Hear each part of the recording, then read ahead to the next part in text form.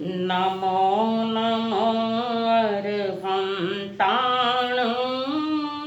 नमो सिद्धाणं नमो नमो यरियाणं नमो नमो अच्छायाणं नमो लोये सव साहुणं नमो लोये सव साहुणं एषो पञ्च नमोकारो सर्वपावप्रणाशनो मङ्गलाणं च सौरेसिं परमं हवै मङ्गलं मङ्गलाणं च सौरेसिं परमं हवै मंगलम।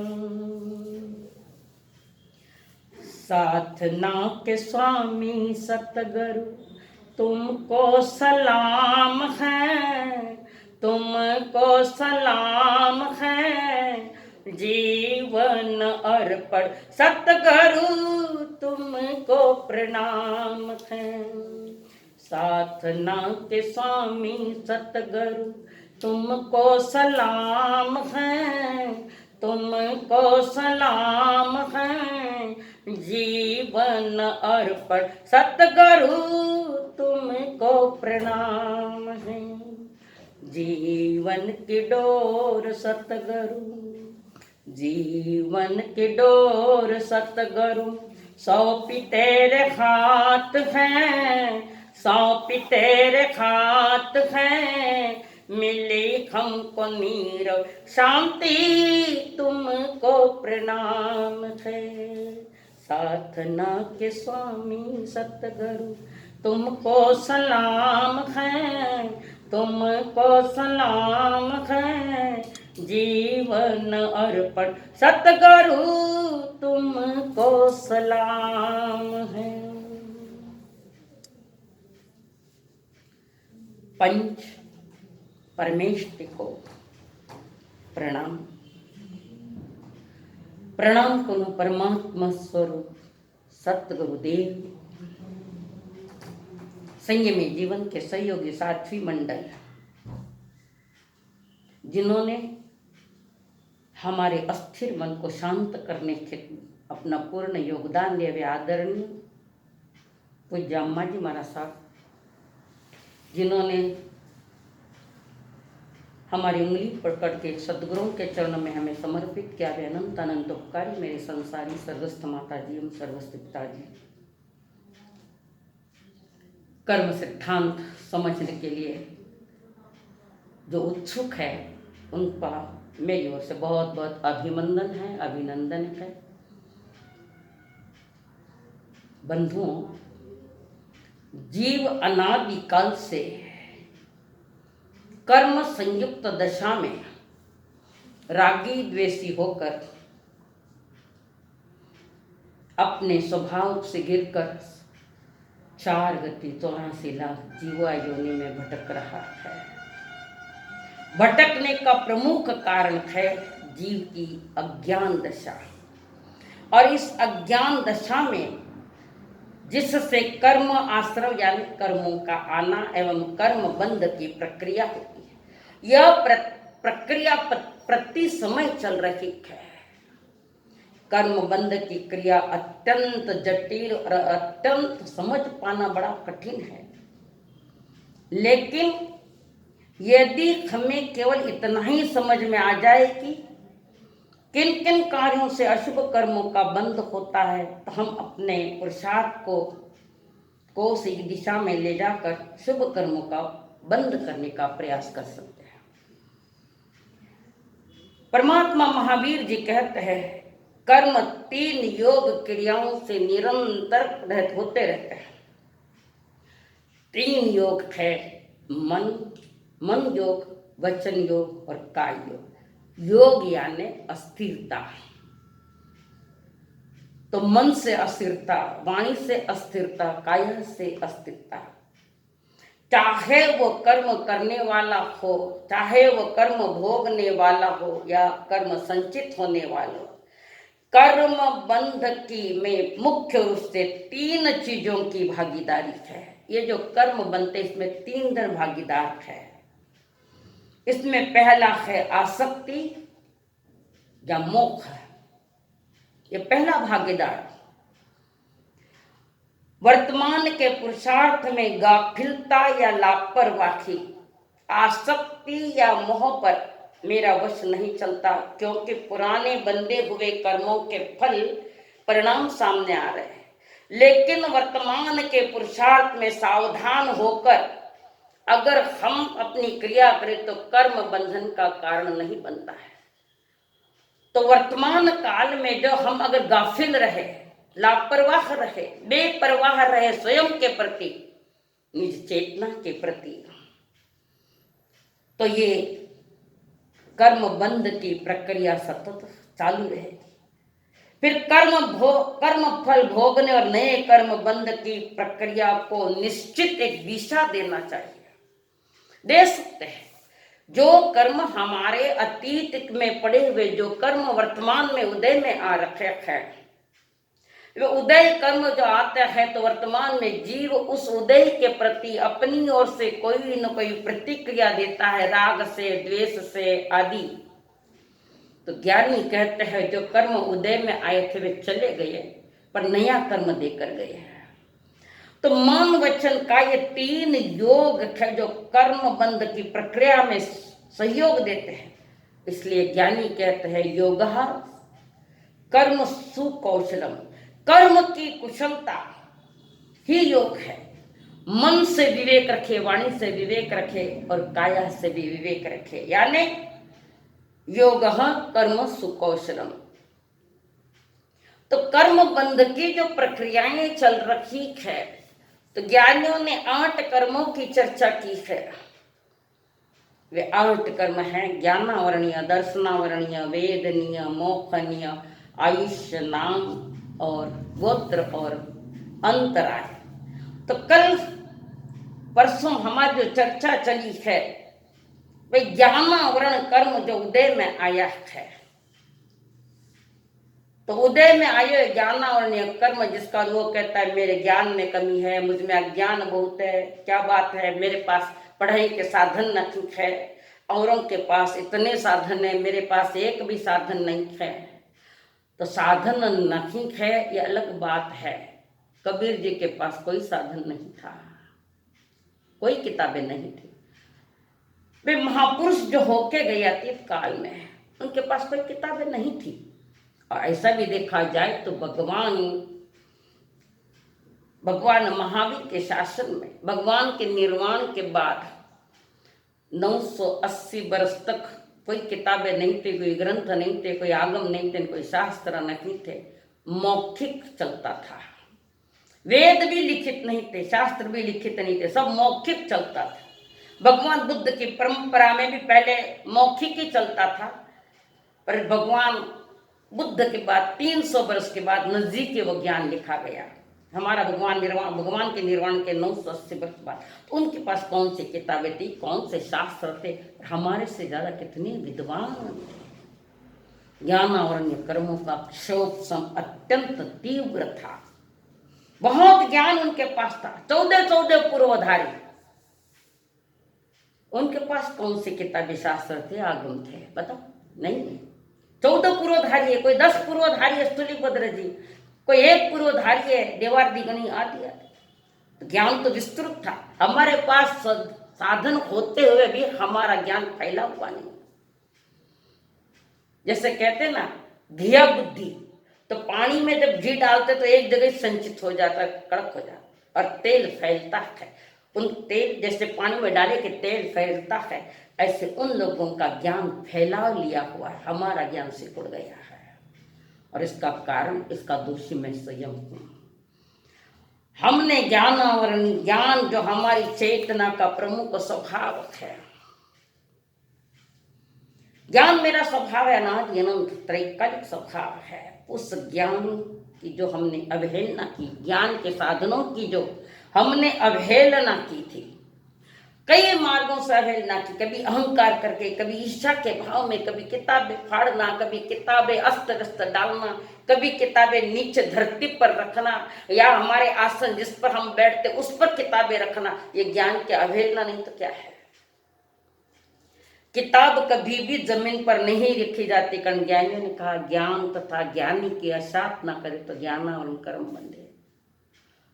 लिखित पन्ने फाड़ना, लिखित पन्ने जलाना, लिखित पन्नों में असूचियां इकट्ठा करना, लिखित पन्नों में कचरा, भले वो न्यूज पेपर क्यों न हो, वो अक्षर शुद्ध ज्ञान है। कितने कितने कारण हमने पाल रखे और फिर कहते हैं मेरे को चढ़ता नहीं। चढ़ेगा कैसे? तीव्र ज्ञान ने कर्म लेकर बैठा है। तो हम इतने बहाने बनाते कि हमारे पास ये नहीं, हमारे पास वो नहीं, हमारे पास ये नहीं, इसलिए हमको ज्ञान नहीं चढ़ा है। तो और हम लोग जो है, जो ज्ञानी है, उनके प्रति मात्सर्य भाव रखते हैं। मात्सर्य भाव यानी देने योग्य जो ज्ञान है वो नहीं देना, ये मात्सर्य भाव है। सामने वाला लेने योग्य और लेने योग्य होने के बाद और आप देने योग्य होने के बाद भी नहीं दे रखे हो, ज्ञानी कहते ज्ञान और बंधेगा। ज्ञान को छिपाना, ज्ञान के साधनों को, किताबों को छिपाना, किसी को देना नहीं। किताब तो देना नहीं, पर दो बोल जाता ऊपर से सुनाते हैं। ये हमारी अज्ञानता, ये हमारी गलतियां। और एक दूसरी बात, कोई बच्चे से मांगे तो मेरी पोजीशन खराब हो जाएगी, मेरे से आगे वो चला जाएगा, मैं नहीं देता। ये अंदर में जो भावना है कलुषितता की, वे छोटी छोटी बातों से ज्ञान आवरण कर्म बंधता है। तो ज्ञानी जनों ने ज्ञान आवरण बंध के जो कारण बताए हैं, उसमें है ज्ञान का अपमान करना। ज्ञान तथा ज्ञानी का अपमान करे तो ज्ञानावरण कर्म बंधे, पहला कारण है। ज्ञान आवृत हो जाता है, ढक जाता है। दूसरा कारण है ज्ञान को छिपाना।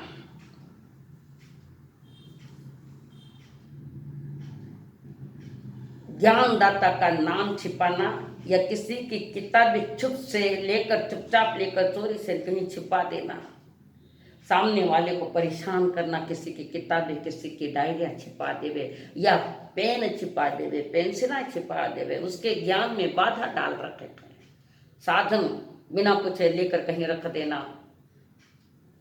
ज्ञानी कहते हैं ये मूर्खता है तुम्हारी, या ज्ञान दशा है।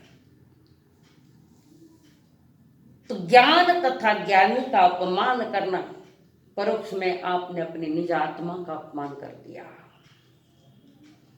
ज्ञान को छिपाना या ज्ञानदाता का नाम छिपाना, जिसने ज्ञान दिया उसका नाम छिपाना।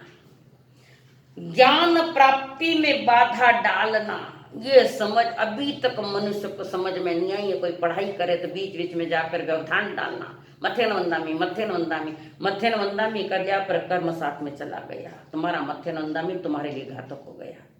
अगर कोई पढ़ाई कर रहे, कोई पढ़ा रहा है, कोई क्लासेस चल रहे, कोई ज्ञान की बातें कर रहे, बीच में जाकर अड़ंगा खड़ा करना और अंतराय खड़ा करना, ज्ञानी कहते हैं तुमने ज्ञान और नहीं करना। एक छोटा सा अविवेक बहुत लंबी परंपरा लेकर जाएगा। ये लंबी परंपरा जीव की फजीयत होगी। तो ज्ञान प्राप्ति में बाधा डालना, ये सारी ईर्ष्या, मात्सर्य, ये जो परिणाम है जीव के, इस परिणामों से तीव्र ज्ञानावरण कर्म बंधता है। ज्ञान का दुरुपयोग करना, बुद्धि अच्छी है पर पापों में लगाना, बुद्धि को पाप प्रवृत्ति में बुद्धि को लगाना है, यह ज्ञान दशा है। ज्ञान का दुरुपयोग करना, बुद्धि अच्छे पर बुद्धू बन रहा है। फिर ज्ञान के जो साधन है, शास्त्र है, आगम है, ग्रंथ है, वृद्धि वाले के यहाँ बेचने को देना,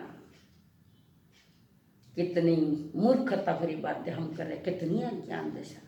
ज्ञानी समझाए तभी नहीं समझ, 10-10 बार कहते हैं किताबें नीचे मत रखो, बस समझ में ही नहीं आती, बार बार इशारे करने पड़ते हैं। अगली बात, गुरु अगर पट्टे पर बैठे हैं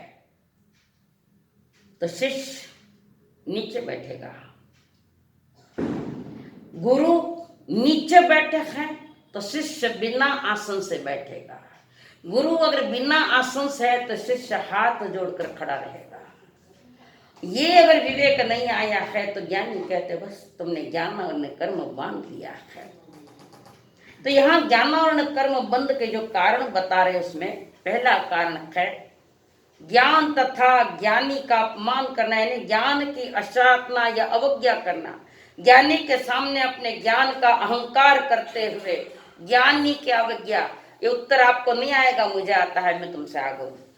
तो गुरु कहता है पढ़ाया तो तुमने पढ़ाया है, पुरुषार्थ तो मेरा है, मैं पुरुषार्थ हूँ, ठीक नहीं। आप गुरु के नाते अपना अपना कर्तव्य क्या, किस बात की, हमें दीक्षा दिए तो पढ़ाना पड़ेगा। ये अवज्ञा भरे जो शब्द है, प्रभु कह रहे हैं कर्म बंद होगा ज्ञान का। ज्ञानी की प्रशंसा सुन जलना कुड़ना और शास्त्र का ढिंडोरा पीड़ते फिरना। मुझे इतना आता है, मुझे इतना आता है। कोई कहते ये बहुश्रुत है, कोई के सारे आगम कंठस्थ है, कोई कहते है ये एक बार पढ़ लिया के पाठ हो गया।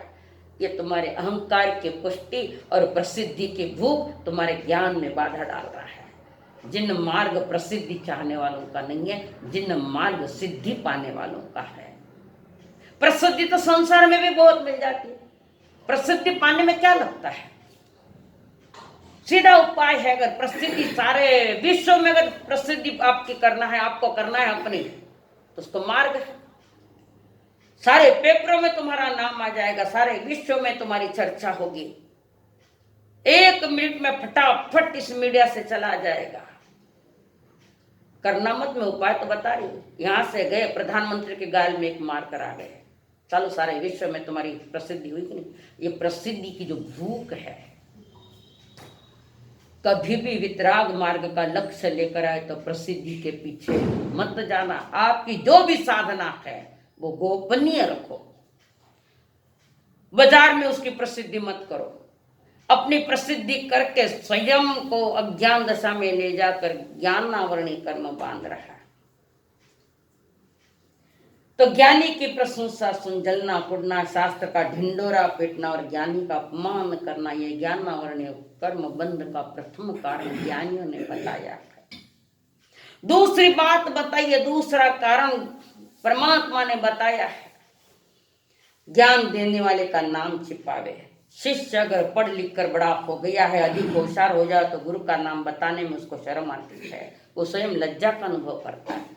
गुरु को ज्ञान थोड़ा ही है, पर उस ज्ञान में विवेक है, प्रसिद्धि की भूख नहीं है। और शिष्य प्रसिद्धि चाहते हैं, प्रसिद्धि की भूख है। और जिसके भीतर में प्रसिद्धि की भूख और अहंकार बढ़ रहा है, सीखा सिखाए सब चला जाएगा। शब्द रहेंगे या कभी शब्द भी याद नहीं आएंगे। गुरु का नाम छिपाना महापाप है।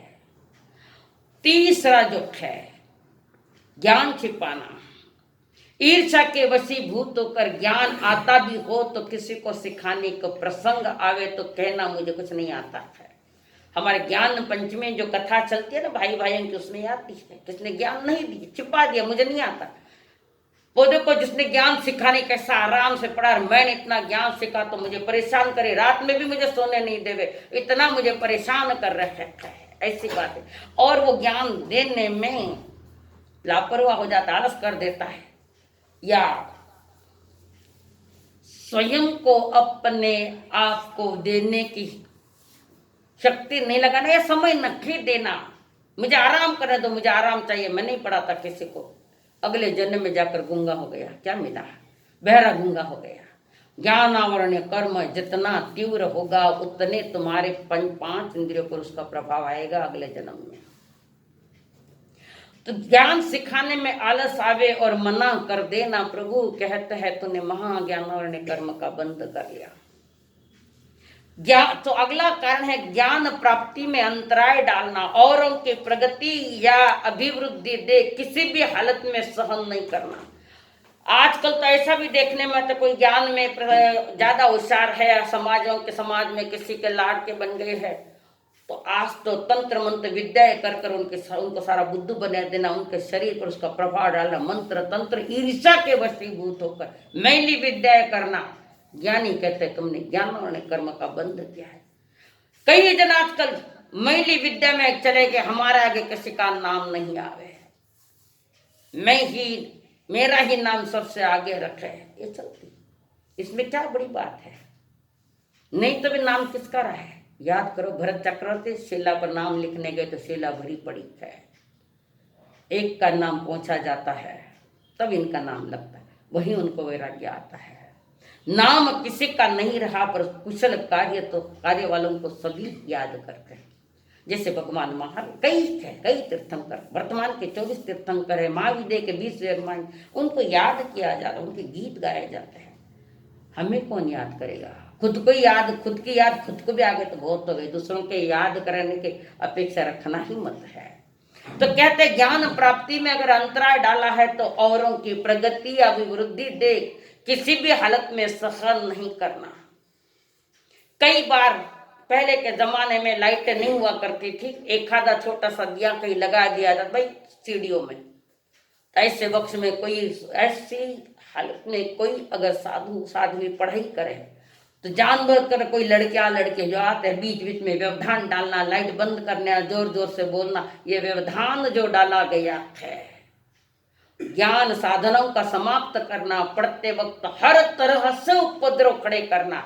ज्ञानी कहते हैं बस तुमने अपने ज्ञान पर और काले बादल लेकर आ गए हैं, और काले बादल लेके आ गए। अगले में कह रहे ज्ञान तथा ज्ञानी की असाधना, किसी की किताबें फाड़ना, किसी की बयां फाड़ना, किसी की किताबें जला देना, किसी के नोटबुक्स पर शाही पलो देना, उसको हैरान करना, अशुद्ध जगह किताबें रखना, ऊपर से नीचे रख फेंकना, वो खड़े खड़े नीचे रख देना किताबें, ये अविवेक तुम्हारे ज्ञान के लिए, ज्ञान गुण के लिए घातक बन गया है। ये ज्ञान की अशातना की है, ज्ञान की तो अशातना है, जिसके पास ज्ञान उस ज्ञानी की भी अशातना हो गई। 6 में कह रखे हैं ज्ञान तथा ज्ञानी के साथ झूठा वाद विवाद करना, झूठे खोटे कुतर्क करके ज्ञानी को परेशान करने का प्रयास करना। यहाँ सामने वाला ज्ञानी परेशान होगा या नहीं होगा, पर तुम्हारी चेतना परेशान हो गई। कितने कितने अनंत अनंत ज्ञान और कर्म के कारण वर्गणाएं तो हमारे आत्म प्रदेशों पर पड़ी है।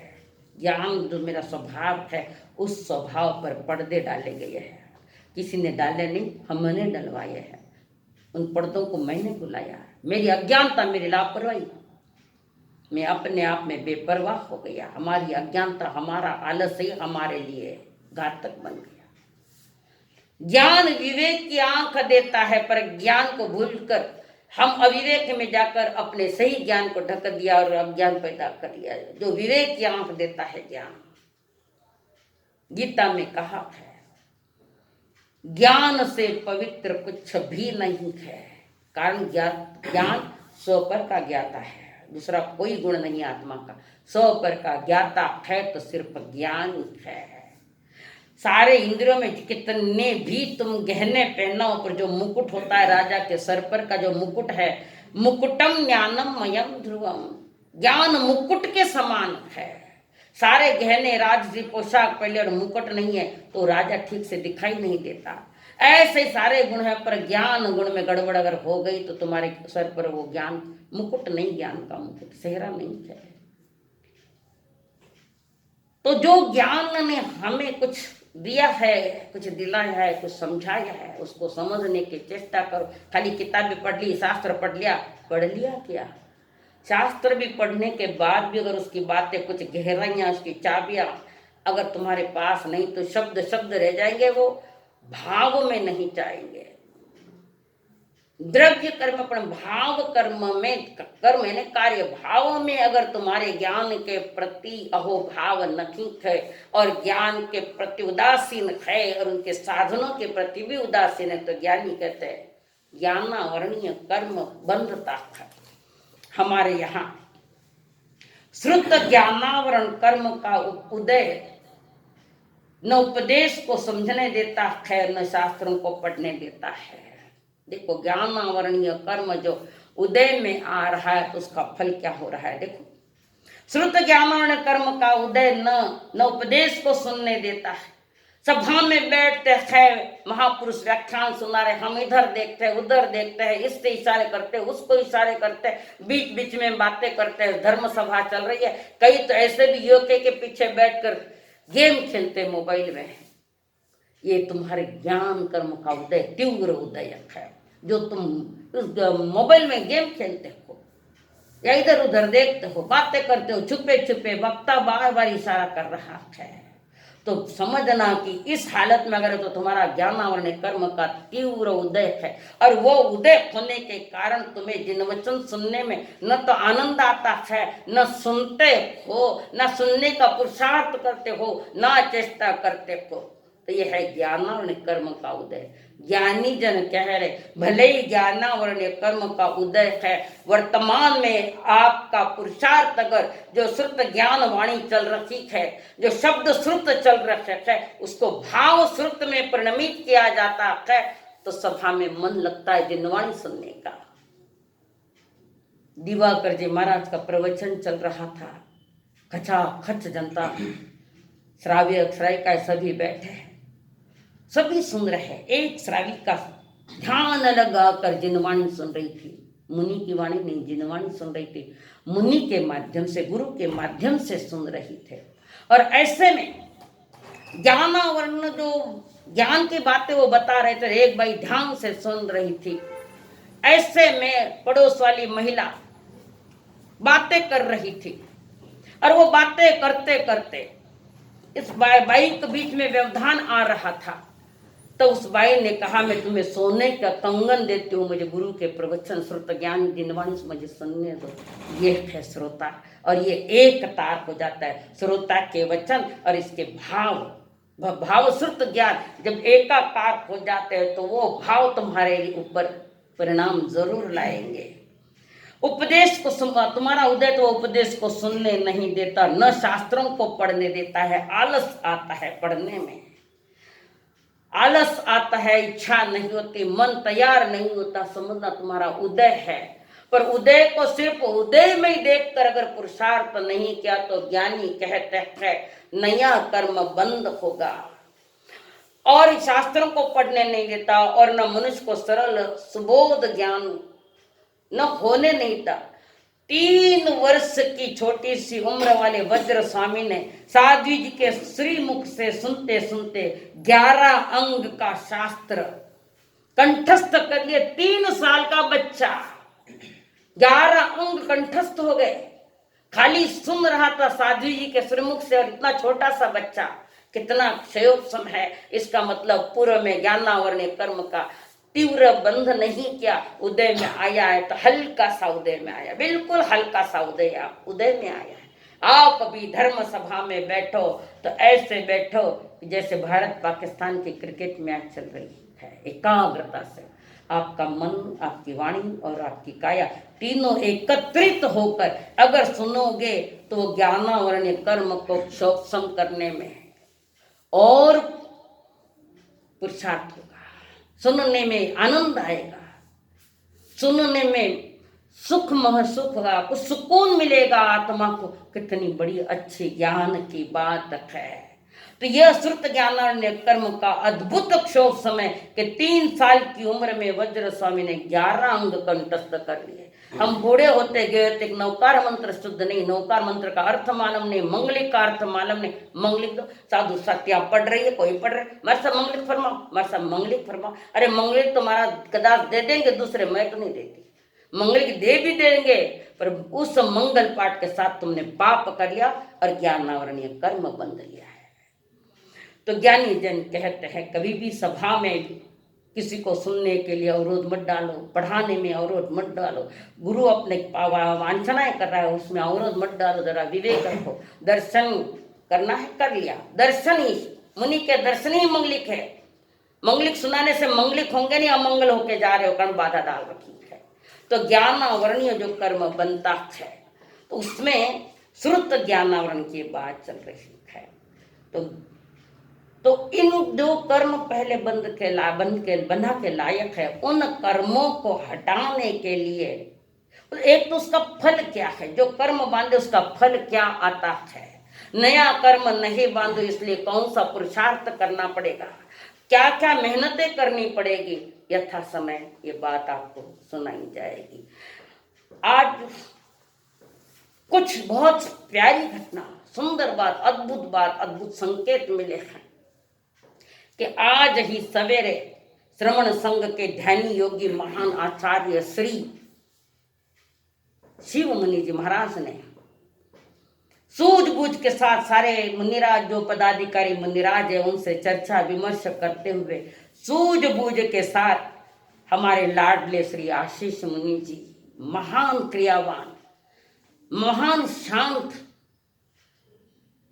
कितनी उनमें मैच्योरिटी है, कितनी गहराई है उनके पास। मुझे तो कई बार उनके दर्शन और उनके सामने बैठने का योग भी मिला। हम आशीष मुनि महान में महान त्यागी संत है, जैसे कि चौथे आर्य के संत है, इतने महान, और ज्ञान में भी, सीखने में भी अपना अहोभाव बताते हैं, और सरलता उतनी उनमें, बोल भी मीठे हैं और सतत ज्ञान ध्यान में अपना समय लगाते हैं। तो ऐसे पूज्य श्री आशीष मुनि जी महाराज, इनको आज पंजाब के वहीं प्रवर्तक श्री ऐसी पदवी से देकर आशीष मुनि जी महाराज साहब को प्रवर्तक बना दिए, पंजाब के गौरवान्वित किया प्रवर्तक पद देकर। हम आशीष मुनि जी महाराज का बहुत बहुत प्रवर्तक पद के हेतु खूब अभिनंदन करते हैं। सभी साध्वी मंडल जो भी है यहाँ नगर में, सभी की ओर हम आपका अभिनंदन करते हैं। आप एक कुशल कार्यकर्ता हो, कारण जब भी सम्मेलन में प्रसंग आए तो लिखने का काम आपके पास आया करता था, आप ही लिखते थे सारी बातें। कितना विनय, कितना विवेक वाणी में भी, तो हम आपका भी अभिनंदन करते हैं। और उसी प्रकार पूज्य श्री सुभद्र मुनि जी, मैंने तो देखा नहीं पर सुना बहुत है, देखा तो नहीं है। देखने से सब कुछ होता है ऐसा नहीं, कभी कभी कान से भी सुनते तो काफी बातें मिल जाती है। सुभद्र मुनि जी महाराज, जो माया राम जी महाराज साहब की परंपरा में, जो सुभद्र मुनि जी जो आचार्य थे, श्रवण संघ से बाहर थे, आचार्य पद से था, पर मिलनसार स्वभाव, हर एक से मिलना चाहते, हर एक से मीठा बोलते हैं। और ऐसा ऐसा प्रसंग आया और उन्होंने अपना आचार्य पद त्याग दिया। आचार्य, वर्तमान के श्रवण संघ के आचार्य के सामने कह दिया, मैं आचार्य पद को त्याग रहा